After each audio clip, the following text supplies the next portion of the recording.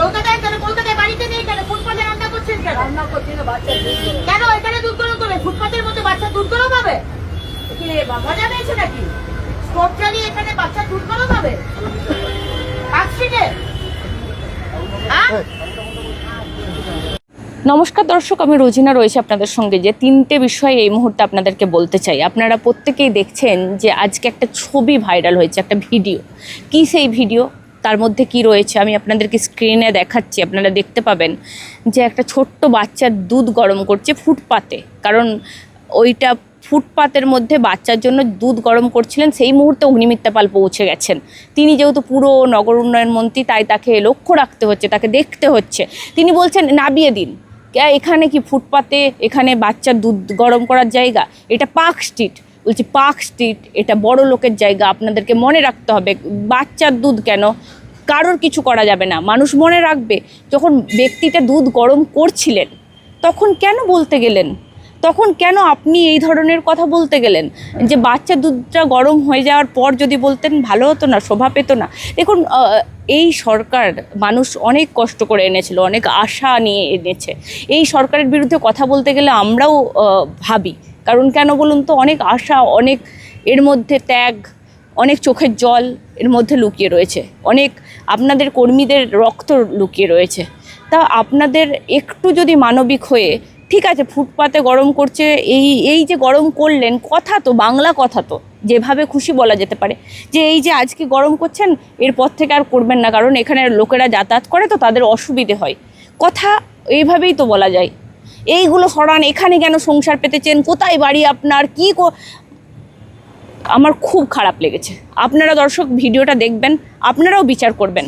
কালকের মধ্যে পুরো পরিষ্কার করবেন খাতা। মামার বাড়ি নাকি যে করেছে কালকের মধ্যে সব সাধারণ করবেন। কালকের মধ্যে প্রত্যেকটা সাধারণ করবেন। নিজেদের কলেজ সেটাই নষ্ট করছে। স্টুডেন্ট রিপ্রেজেন্টেটিভ থাকে তো আনবেন। আর একটা বিষয়, স্বাস্থ্যমন্ত্রী খুব ভালো, খুব সুন্দর কাজ করছেন, যাচ্ছেন বিভিন্ন জায়গায় গিয়ে আপনি ভিজিট করছেন, কিন্তু দেয়ালে উই ওয়ান্ট জাস্টিস লেখা, জাস্টিস তো এখনও পাইনি, অভয়া তো বিচার পাইনি এখনও। তাহলে কেন উই ওয়ান্ট জাস্টিস লেখা থাকবে না হসপিটালের দেয়ালগুলোই? কেন থাকবে না? কেন মুছে দিতে হবে এত তাড়াতাড়ি? এত তাড়াতাড়ি তো মোছার কথা ছিল না। অভয়া তো বিচার পায়নি। অভয়ার মা বাবা হয়তো তারা পলিটিক্যালি মোটিভেট হয়ে তারা এমএলএ হয়ে গেছে, কিন্তু বিচার পায়নি। অভয়ার বিচার শুধু অভয়ার মা বাবা চাইবে তা না।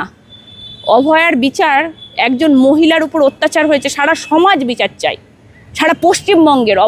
অভয়া ততদিন পর্যন্ত তার মা বাবার ছিল যতদিন শুধুমাত্র ডাক্তার ছিল, সেই হসপিটালে কাজকর্ম করতো, ততদিন অভয়া তার মা বাবা শুধু ছিল।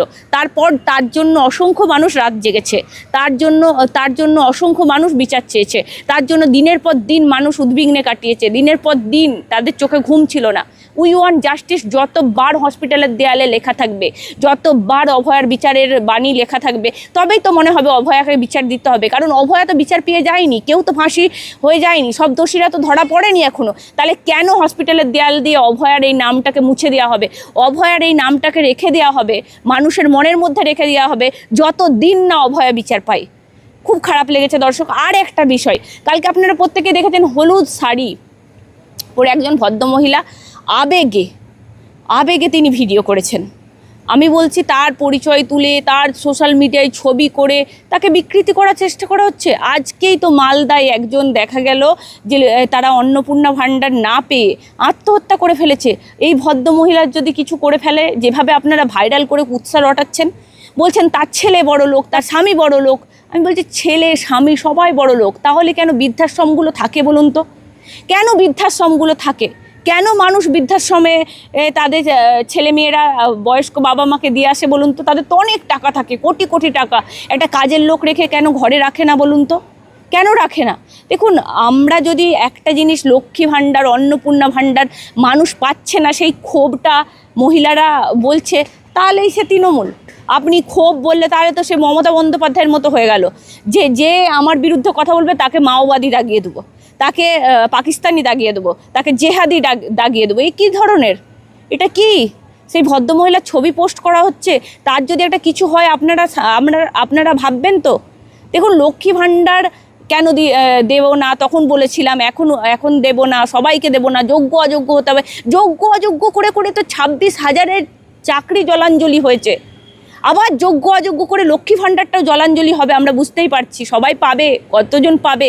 আর এই যে আপনারা বলছেন আমরা 1 কোটি লোককে দিয়ে দিয়েছি, 2 কোটি লোককে দিয়ে দিয়েছি, আমি বলছি আপনারা লিস্ট প্রকাশ করে দিন না, কোন কোন জেলার কাকে কাকে দেওয়া হয়েছে, কোন কোন জেলার কতজন পেয়েছে মহিলারা, লিস্ট করে দিন। আপনারা বলবেন কেন যোগ্য অযোগ্য বিচার করা হবে না, আগে তো পুরুষরাও লক্ষ্মী ভাণ্ডার পেয়েছে। হ্যাঁ, পুরুষরা যারা পেয়েছে তাদেরকে আইডেন্টিফাই করুন, তাদেরকে বাদ দিন, তাদেরকে ছেড়ে দিন, তাদেরকে আইডেন্টিফাই করে সরিয়ে রাখুন। তার জন্য যে মহিলা, যে মা কার্যত এই লক্ষ্মী ভাণ্ডারের উপর নির্ভর করে, আপনারা প্রত্যেকেই জানেন, অনেকে সংসার চালায়। আমি গ্রামের মেয়ে, তাই আমি বুঝি, আপনারা কতটা বুঝবেন আমি জানি না। অনেকে বলে লক্ষ্মী ভাণ্ডারের টাকা নিয়ে আমি এই হাঁড়িটা কিনলাম, প্রত্যেক মাসে মাসে কিছু কিছু দিয়ে শোধ করে দেবো। অনেকে গ্যাস কেনে, অনেকে সিলিন্ডার কেনে, অনেকে বাজার করে, অনেকে কিছু ভালো মন্দ খায়, অনেকে একটা জিলেপি খায়। তারা কিন্তু এই লক্ষ্মী ভাণ্ডারের টাকা দিয়ে করে। যারা কোটি কোটি টাকা ইনকাম করেন তারা এই লক্ষ্মী ভাণ্ডারের ওই 1200 টাকার মর্যাদা হয়তো বুঝতে পারবেন না। তখন আমরাও ক্যাম্পেইন করেছিলাম যে 1200 টাকা দিয়ে মমতা বন্দ্যোপাধ্যায় আপনাদেরকে কিনে রেখেছে, বিজেপি এলে 3000 টাকা দেবে। কিন্তু আজকে কি দেখতে পাচ্ছি? কেন আমরা কথা বলছি? সরকারের বিরোধী নয়, সরকারের গঠনমূলক সমালোচনা, মানে সরকারকে বুঝিয়ে দিচ্ছে মমতা বন্দ্যোপাধ্যায় যে সমালোচনা নিতে পারেনি, সবাইকে জেলে পাঠিয়েছিল, তার জন্য আজকে মমতা বন্দ্যোপাধ্যায় শেষ। কিন্তু আপনারা এই সমালোচনাগুলো নিয়ে নিজেরা শুধরান।